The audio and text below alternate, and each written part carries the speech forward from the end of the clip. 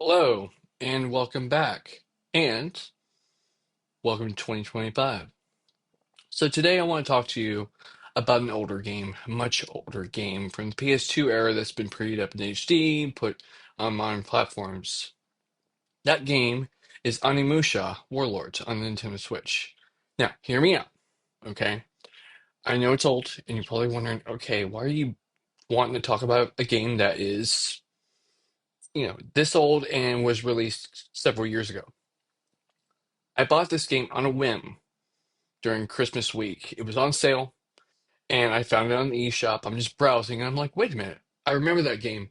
I remember it, and I remember loving it back when it was back on the PS2 days. So I went ahead and purchased it. Immediately fell in love with it.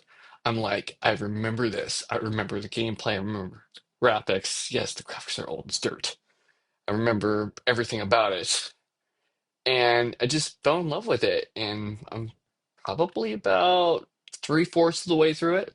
Anywho, I want to talk to you, everybody, about basically how I feel the graphics, gameplay, some of the quality of life changes, story, music, everything. So, without further ado, let's get into it. But before that, make sure you like, subscribe, and let's get to it.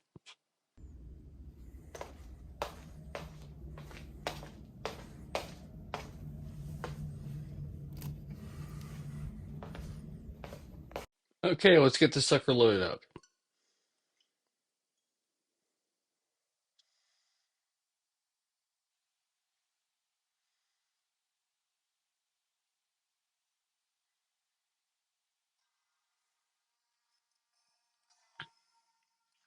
Okay, so as of right now, as you can see, I've got 9 hours and 32 seconds playtime.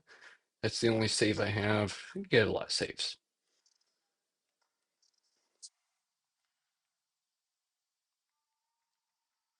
Playing as Ninja Chick. So if you notice, I can move around freely, and there's also the switching of the camera angles, just like in the PS2 version. Also, if I wanted to go old school, I could go ahead and push up like this, which it is a pain in the butt with the four directional pads being in circles, but it's always there if you want it. Also, let's see here.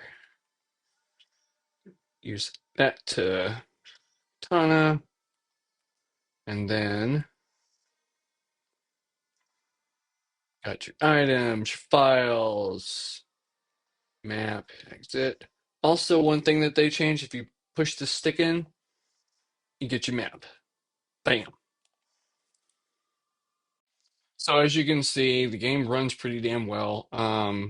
Of course, like I already showed you, there are two control schemes. You can, if you want the more, modern control scheme, use joystick. If you want to go old school, which I do not recommend old school, especially when you're playing this son of the sucker in handheld mode. You can use the directional buttons. It's just a pain in the ass. Anywho. You saw that it actually looks really good in handheld mode, and I've also played it on the big screen in it. Granted, it is 4K. The screen's 4K and big.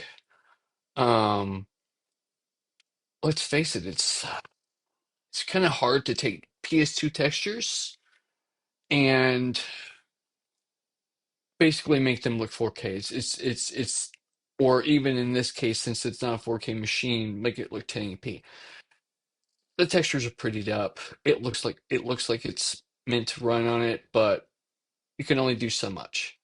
Anywho, I have some more gameplay to show because I wanted to show some game play with Samanosuke. So let's see some of that gameplay.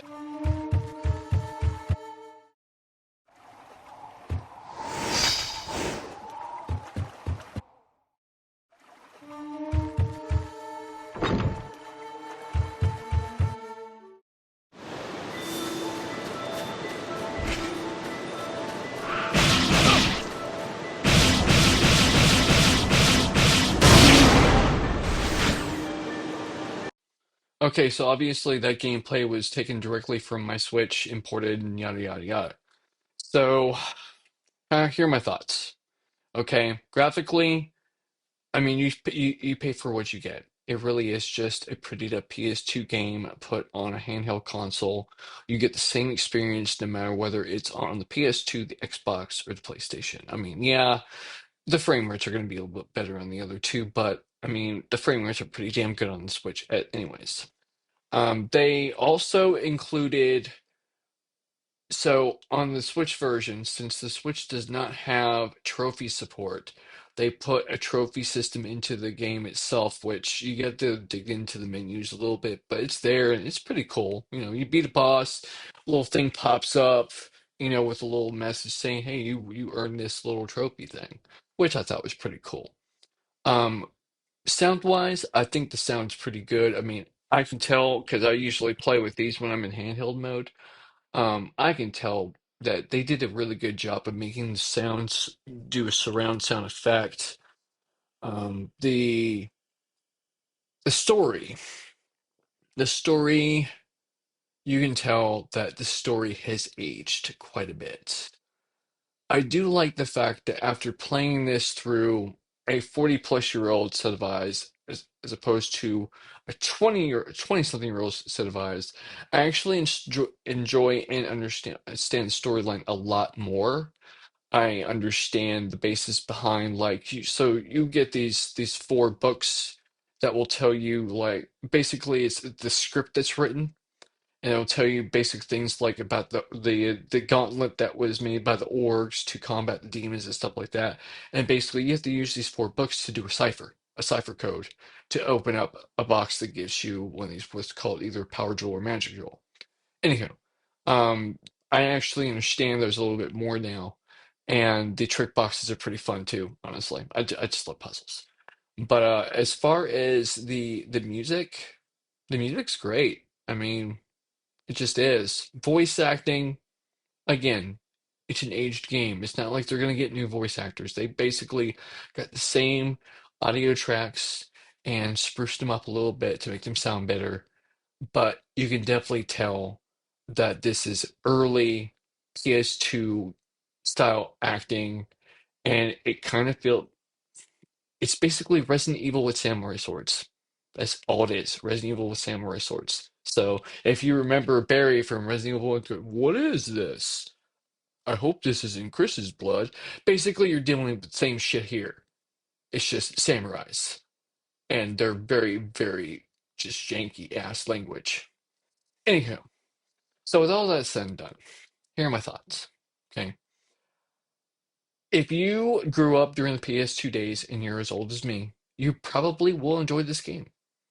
You probably will. If you grew up playing the PS2, no matter what age you are, if you grew up playing the PS2, which if you grew up with that and you're much younger than me, your parents did a good job. Just putting that out there.